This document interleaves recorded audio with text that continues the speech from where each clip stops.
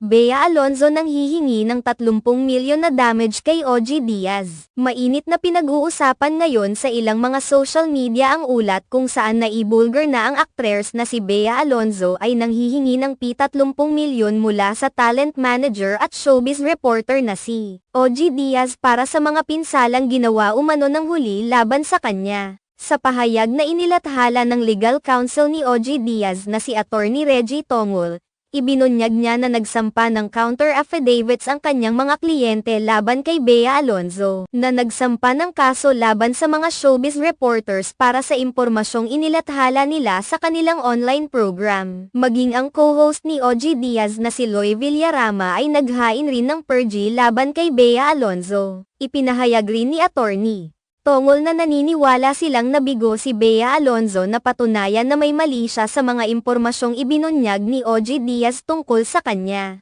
Iginiit din nila na isang public figure si Bea Alonzo kaya naman normal na lamang may ulat ang mga bagay-bagay patungkol sa kanya. By being an actress, complainant in effect gave the public a legitimate interest in her life and in her work. Therefore, the subject posts and utterances by Mr. Diaz's co-hosts are within the realm of fair comment on her work as one of the actresses in the Philippines, contrary to their claim in the media that it was about her personal life, pahayag legal counsel ni Attorney Tongol.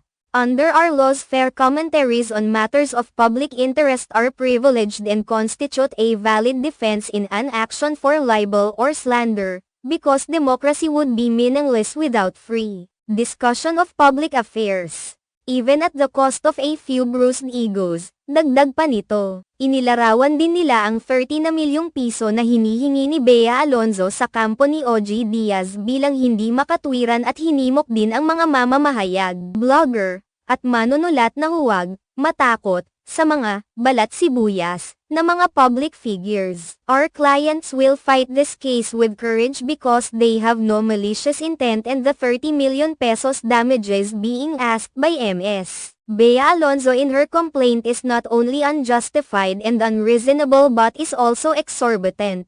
We are also ready to file other counter charges against Ms. Alonzo for malicious prosecution and damages for this suppression of our client's freedom of the press and expression in due time.